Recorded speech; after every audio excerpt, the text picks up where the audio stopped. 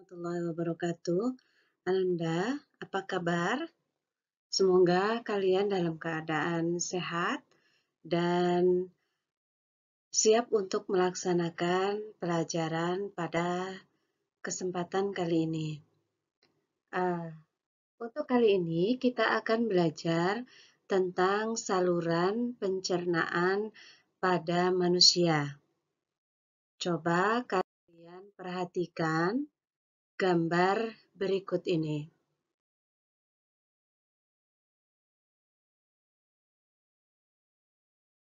Kalau kita perhatikan di gambar ini, bisa kita katakan di sini ada saluran pencernaan dan kelenjar pencernaan.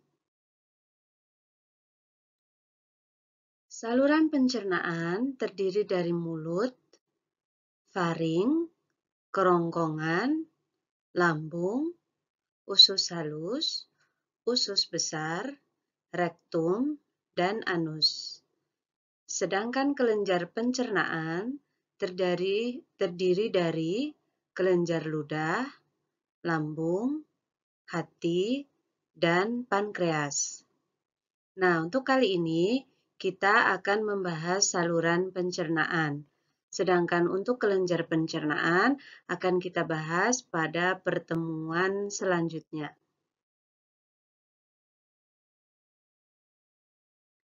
Saluran pencernaan yang pertama adalah mulut. Kalau kita mengamati, membuka mulut kita di depan kaca umpamanya, maka yang akan kita lihat adalah ini ada serangkaian gigi seri ya.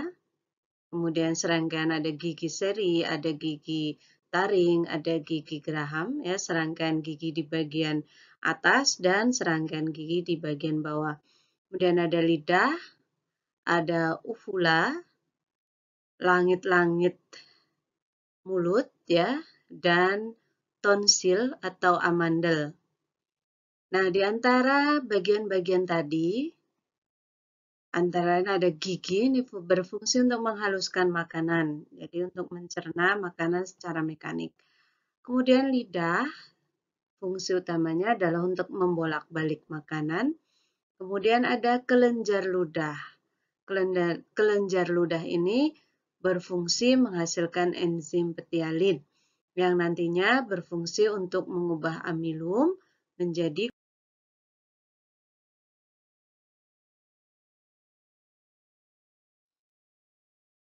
sebuah gigi memiliki struktur bisa kita lihat pada gambar berikut, yaitu ada bagian mahkota, leher, dan akar. Pada bagian mahkota ini ada bagian yang kita lihat warnanya putih dan keras ya, dia juga mengkilap, ini adalah bagian email.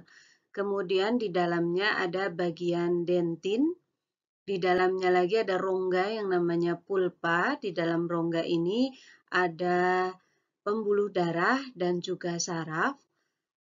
Kemudian ada gusi ya. Kemudian ada akar gigi. Nah, kalau kita lihat di sini puncak atau mahkota gigi ya, kemudian mahkota gigi ini dilindungi oleh email atau enamel.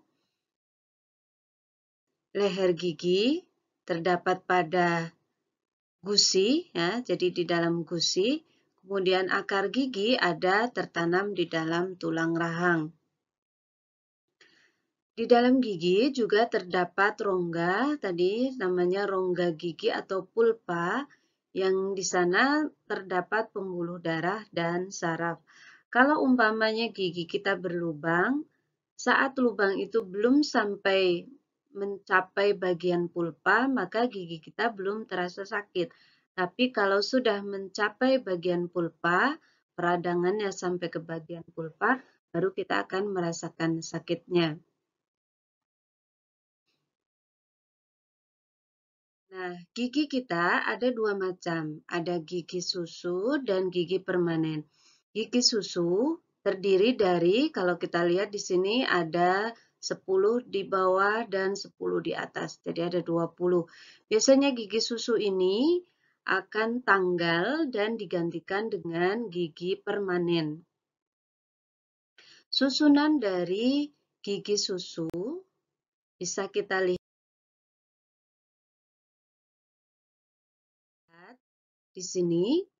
Gigi susu mempunyai jumlah 20 gigi, terdiri dari 8 gigi seri, ya, ini gigi seri kanan, ini ya, 2, gigi seri kanan atas 2, gigi seri kanan bawah 2, gigi seri kiri atas 2, gigi seri kiri bawah 2. Ini susunannya seperti ini, jadi ada 8 gigi seri, ada 4 gigi taring, dan ada 8 gigi geraham depan. Ini susunan gigi susu.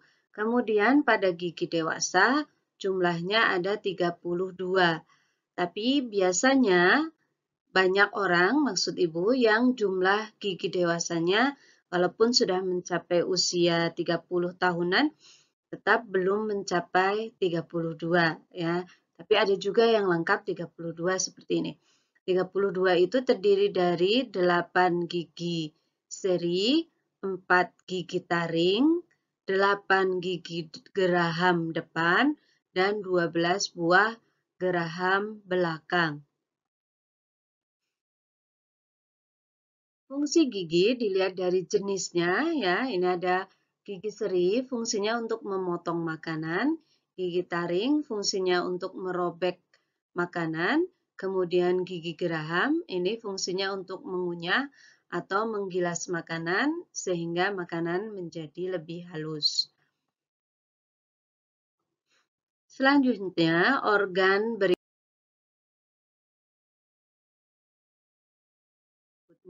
adalah lidah. Lidah ini merupakan indera perasa ya.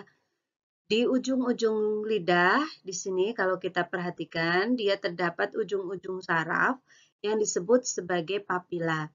Nah, penyebaran papila ini kalau kita lihat di bagian depan ini untuk mengecap rasa manis, kemudian di bagian depan kanan dan kiri ini untuk mengecap rasa asam. Kemudian di belakangnya sedikit untuk mengecam rasa asin, dan di pangkal lidah ini adalah papila yang peka terhadap rasa pahit. Nah, sebenarnya apakah fungsi lidah selain sebagai indera pengecap? Nah, kita bisa lihat di sini. Yang pertama adalah sebagai indera pengecap tadi ya, kemudian yang kedua sebagai alat untuk memindahkan makanan. Maksudnya di sini memindahkan dari rongga mulut sebelah kiri ke kanan umpamanya, atau membolak-balikan saat kita mengunyah makanan menggunakan gigi geraham bagian kanan, kemudian kita pindah ke bagian kiri, maka di situ lidah berfungsi untuk membantu kita. Kemudian juga sebagai alat bantu untuk menelan makanan. Nah, makanan yang kita telan ini akan melewati kerongkongan.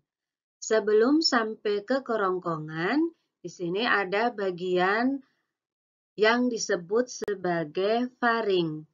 Faring itu atau tekak ya bahasa Indonesianya, faring atau tekak ini merupakan persimpangan antara tenggorokan. Tenggorokan itu adalah saluran nafas ya dengan kerongkongan, saluran makanan ya. Jadi antara saluran nafas dengan saluran makanan ini terdapat bagian yang disebut dengan faring.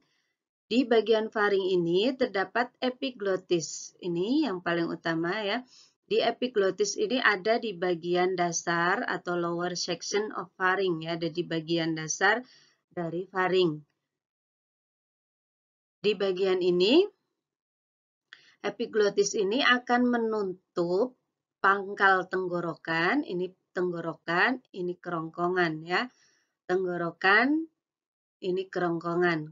Nah, Pada bagian epiglotis ini dia akan menutup saat kita menelan makanan sehingga makanan tidak masuk ke saluran nafas.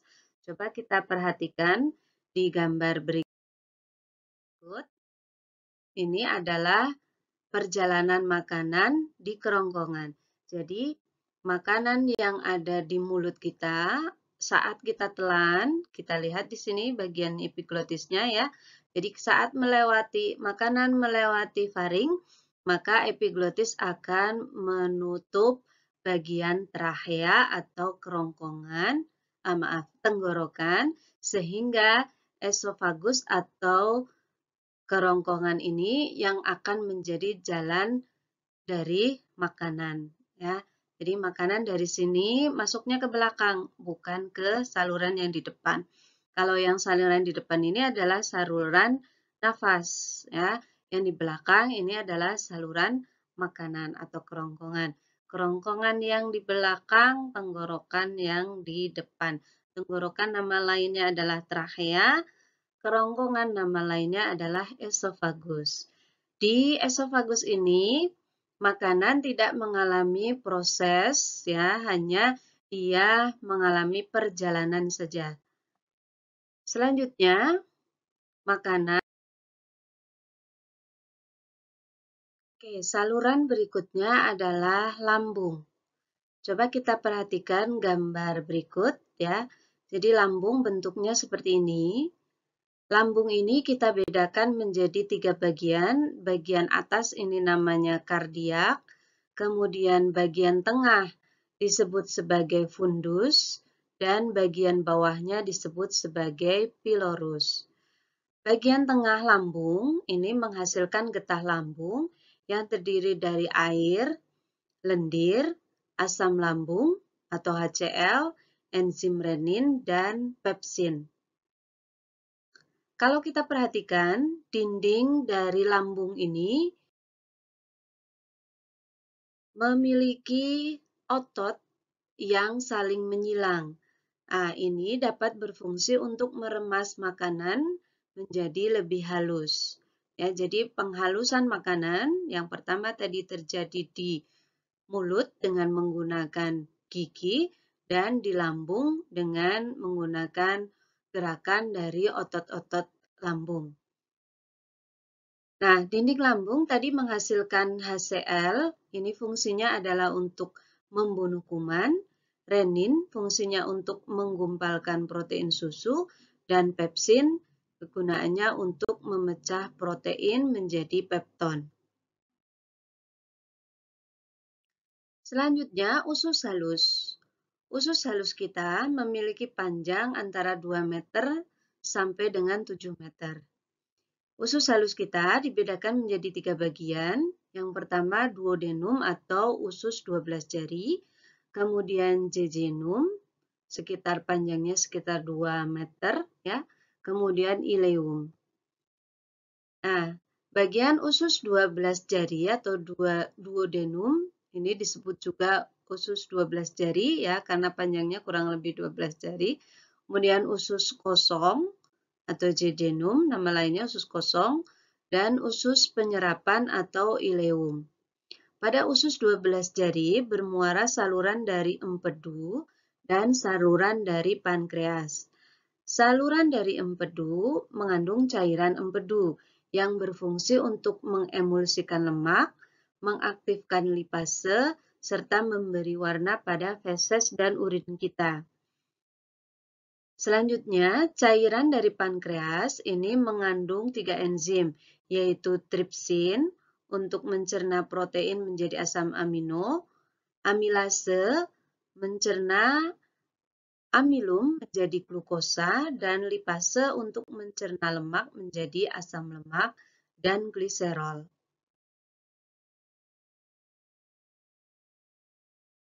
Pada bagian jejunum atau usus kosong, ini seluruh proses pencernaan harus sudah selesai.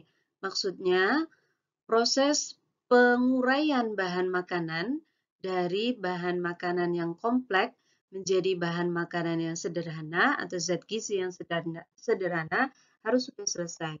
umpamanya saja karbohidrat, sampai di bagian jejunum ini harus sudah berubah menjadi glukosa.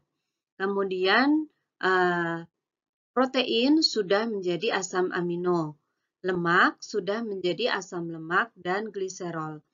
Sehingga begitu masuk ke usus ileum atau usus penyerapan, maka sari-sari makanan ini sudah siap untuk diserap.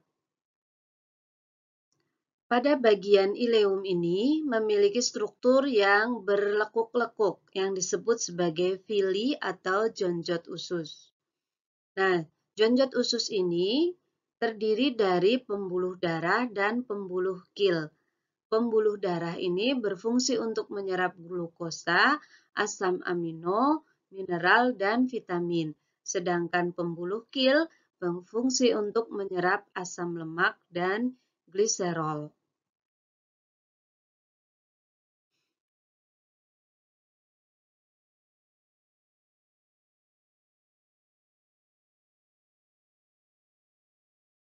Selanjutnya, bagian yang terakhir adalah usus besar atau kolon. Panjang usus besar kurang lebih 1 meter. Ini terdiri dari usus tebal atau kolon dan poros usus atau rektum, serta ujungnya lubangnya namanya anus. Di dalam kolon, sisa makanan diserap, airnya, garam mineralnya, juga vitamin yang bermanfaat ya. Ini bisa diserap kembali dan juga di situ terjadi proses pembusukan sisa-sisa makanan dengan bantuan bakteri Escherichia coli. Pada usus besar bagian depan terdapat umbai cacing. Jadi batas antara usus halus dengan usus besar, di situ terdapat umbai cacing atau appendix. Nah, peradangan pada appendix ini disebut sebagai appendicitis atau kita dalam kehidupan sehari-hari sering menyebutnya radang usus buntu. Sisa pencernaan nantinya dikeluarkan melalui anus. Nah, itu penjelasan Ibu tentang saluran pencernaan di dalam tubuh kita. Semoga bermanfaat dan bisa dipahami. Ibu akhiri. Wassalamualaikum warahmatullahi wabarakatuh.